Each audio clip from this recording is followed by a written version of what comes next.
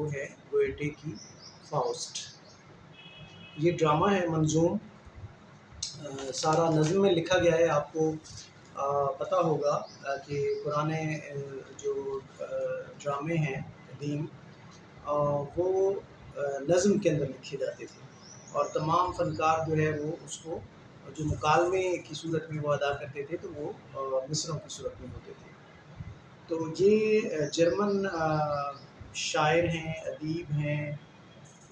فلسفی ہیں اور دانشور ہیں، جن کا پورا نام ہے جوہان ولفگانگ مان گوئٹے، جس کو عام طور پر گوئٹے کے نام سے جانا جاتا ہے۔ ہمارے ہاں گوئٹے کی جو ابتدائی تعارف ہے وہ اقبال نے کروایا، اور اقبال نے اپنا جو ایک دیوان ہے وہ اس میں بھی اس کی دیباچے میں انہوں نے اس کا ذکر کیا، اور کہا ہے کہ میں نے ان کے جواب میں یہ دیوان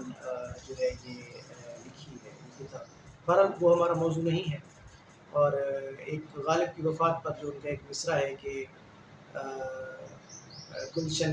بیمر میں تیرا ہم نوا خوابیدہ ہے، تو اس سے بھی اس کی طرف سے شاعر المانوی بھی ان کو اقبال نے کہا ہے۔ تو یہ ڈرامہ جو ہے 1755 میں انہوں نے لکھنا شروع کیا، اور 1808 میں یہ ڈرامہ اس کا پہلا حصہ جو ہے وہ پایہ تکمیل کو پہنچا۔ تو یوں کہا جاتا ہے کہ انہوں نے اور بھی کام کرتے رہے درمیان میں، وہ انہوں نے ڈرامے لکھے، انہوں نے نظمیں لکھی، انہوں نے مضامین لکھے، لیکن وہ سیاست میں بھی انہوں نے حصہ لیا، مختلف ملکوں کی سیر بھی کی، ایک بھرپور زندگی گزاری ہے، لیکن اس ڈرامے کے اوپر وہ کام کرتے رہے بہت عرصہ، اور کہا جاتا ہے کہ یہ ان کی زندگی کا بھی نچوڑ ہے اور ان کے فن کا بھی نچوڑ ہے۔ تو فاؤسٹ جو ہے وہ 50 اس کے سین ہیں، منظر 50 ہیں۔ آپ یوں تو نہیں کہہ سکتے کہ 50 ایکٹ کا ڈرامہ ہے، لیکن وہ بہرحال اس میں جو پردہ گرتا اور اٹھتا ہے تو وہ 50 دفعہ یہ ایسے ہوتا ہے۔ پہلا ایسا بہت پاورفل ہے، بہت شاندار ہے۔ کچھ لوگ کہتے ہیں کہ جو دوسرا حصہ ہے وہ کمپیریٹیولی کمزور ہے فنی لحاظ سے، لیکن اگر وہ دوسرا حصہ نہ ہوتا تو شاید وہ جو فاؤسٹ ہے اس کی جو مسلمہ اہمیت بنی بعد میں دنیا میں، وہ شاید بن بھی نہ پاتی، اور اس میں کوئی ادھورا پن رہ جاتا۔ تو کہانی کی تکمیل جو ہے، یا اس کی جو تھیم کی جو تکمیل ہے وہ ہوتی ہے دوسرا جب حصہ آ جاتا ہے اس کے بعد۔ تو ایک وقفے کے بعد پھر دوسرا حصہ بھی آ گیا۔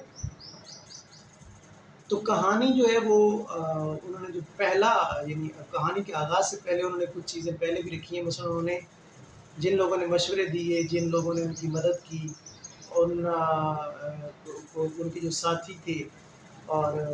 جو اس خیال پہ جن کے ساتھ ان کی ڈسکشن تھی، وہ سارے کے سارے جو ہے نا وہ ڈرامہ جب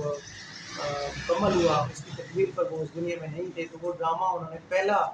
جو سین ہے اس میں انہوں نے مانون کیا ہے ان کے نام، پہلا جو ہے حصہ اس کا ان کا نام لے کر ان کو یاد کیا ہے۔ اس کے بعد جو ان کا دوسرا ہے سین یا منظر، وہ یہ ہے کہ وہاں پہ ڈرامے کا تعارف کرواتے ہیں 3 لوگ، ایک مینیجر ہے جو تھیٹر کا،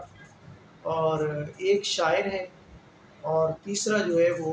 مسخرہ ہے۔ یہ 3 لوگ جو ہیں وہ تعارف کرواتے ہیں۔ شاعر جو مینیجر ہے وہ کہتا ہے کہ چونکہ ڈرامے کا بنیادی مقصد یہ ہے کہ لوگوں کو خوشی بام پہنچائی جائے اور لوگ جو ہے وہ انٹرٹین ہوں، تو لہٰذا یہ ڈرامہ اس لیے پیش کیا جائے، اس کا مقصد یہ ہے۔ شاعر اس سے اختلاف کرتا ہے، شاعر کہتا ہے کہ نہیں، بلکہ یہ تو جو شاعر کا کام ہوتا ہے، ظاہر منظوم ڈرامہ ہے نظم میں، تو شاعر کا کام جو ہے نا وہ لوگوں کو خوش کرنا نہیں ہے یا لوگوں کو ناراض کرنا نہیں ہے، بلکہ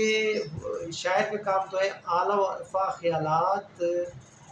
کو پیش کرنا، شاعری میں تخیل کے زور پر ان کو فنی پیرایا عطا کرنا، یہ اس کا شاعر کا جو مقصد ہے، ہونا چاہیے یا ہوتا ہے۔ اچھا، اس میں مسخرہ کہتا ہے کہ بالکل آپ دونوں کی بات ٹھیک ہے، لیکن جو انٹرٹین کرنا ہے وہ بھی کوئی بری بات نہیں ہے، اور جو فنی جوہر دکھانا، عرفہ و اعلیٰ خیالات پیش کرنا، یہ بھی اچھی بات ہے، لیکن اس کو ڈیلیبریٹ کوشش کے ساتھ، یا آپ کہہ سکتے ہیں کہ ایک شعوری کوشش کے ساتھ نہیں، بلکہ آپ اعلیٰ و عرفہ خیالات پیش کریں، لیکن اس سے پہلے یہ کہ وہ جو بھی آپ چیز پیش کر رہے ہیں، وہ نظم ہے یا جو بھی چیز ہے، نثر ہے،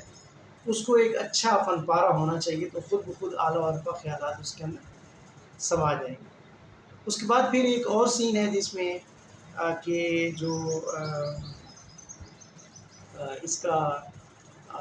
فرشتے جو ہے وہ، اب یہ پہلا باقاعدہ سین ہے کہ عرش کے اوپر محفل لگی ہوئی ہے، اور خدا کے سامنے سارے فرشتے حاضر ہیں، اور وہ اپنی مناجات کر رہے ہیں، تسبیحات پڑھ رہے ہیں، اپنے خالق کی حمد ثنا کر۔ ان میں شیطان بھی ہے، موجود ہے وہاں پہ ابلیس۔ اب وہاں پہ ابلیس جب وہ حمد کر رہے ہوتے ہیں تو خدا تعریف کرتا ہے زمین پر اپنے ایک بندے کی جس کا نام ہے فاؤسٹ، اور شیطان کہتا ہے کہ اس کی تعریف کیوں کی جا رہی ہے، اس انسان کی جو کہ بہت زیادہ لالچی ہے، جو زمین کے اوپر تمام چیزوں کے اوپر تصرف حاصل کرنے کا خواہش مند ہے، حتیٰ کہ وہ آسمان پر ستارے توڑنے کا بھی طلبگار ہے کہ یہ بھی مجھے مل جائے۔ تو اسے یہ چیلنج دیا جاتا ہے کہ نہیں، ہمارا ایک بندہ ایسا ہے جو کہ ان تمام چیزوں سے مبرہ ہے، فقط وہ ہماری خوشنودی کا خواہاں ہے۔ تو شیطان وہاں پہ چیلنج دیتا ہے خدا کو کہ اگر مجھے آپ موقع دیں اور میں وہاں پہ جاؤں تو میں اس کو ضرور بہکانے میں کامیاب ہو جاؤں گا۔ اس کا جو تھیم ہے وہ بہت مطلب آپ سب واقف ہیں، وہ کس طرح کا، اس کے اوپر میں بات کروں گا تھیم کے اوپر، اور یہ کہانی پہلے سے بیان بھی ہو چکی تھی گوئٹے سے پہلے، لیکن گوئٹے نے اس کو پیش کر کے ایک یعنی اس کو ایک ماسٹر پیس کیسے بنایا ہے، اصل میں سوال یہ ہے۔ اس کے بعد جو ہے وہ فاؤسٹ کا کردار جو ہے وہ مرکزی کردار ہے، جہاں پر وہ ایک پروفیسر ہے، عالم فاضل ہے، اور وہ علم حاصل کر چکا ہے، 50 زندگی کی بہاریں دیکھ چکا ہے، اور وہ حقیقت کو جاننے کا بڑا خواہش مند ہے۔ وہ چاہتا ہے کہ یہ کائنات کی مسٹری میرے اوپر واہ ہو جائے، اور میں جان لوں کہ اس کائنات کی حقیقت کیا ہے، بعد از موت کیا ہے، ما بعد طبیعت کیا ہے، میٹا فزکس کس چیز کا نام ہے، یہ کائنات کس طریقے سے بنی ہے، انسان کا مقصد تخلیق کیا ہے، خدا کون ہے، یہ سارے جو فلسفے کے سوال ہیں وہ یہ سوچتا ہے، تو وہ بے بس ہو جاتا ہے، اور وہ مایوسی کا شکار ہو جاتا ہے کہ یہ علم جو ہے یہ ناکافی ہے، یہ مجھے وہاں تک نہیں پہنچا سکتا۔ اس کے بعد وہ یہ چاہتا ہے کہ میں نے چونکہ کائنات کے راز جاننے ہیں، لہٰذا وہ ایک اور علم کی طرف راغب ہو جاتا ہے، اور وہ علم ہے کہ وہ جادو ٹونا جو ہے وہ سیکھنا چاہتا ہے، اور اس کی طرف مائل ہو جاتا ہے، اور باقاعدہ وہ سیکھ لیتا ہے، کچھ منتر وہ یاد کر لیتا ہے، اور تاکہ میں جو ہے یہ کائنات کا راز جو ہے شاید مجھے اس علم کے ذریعے آ جائے۔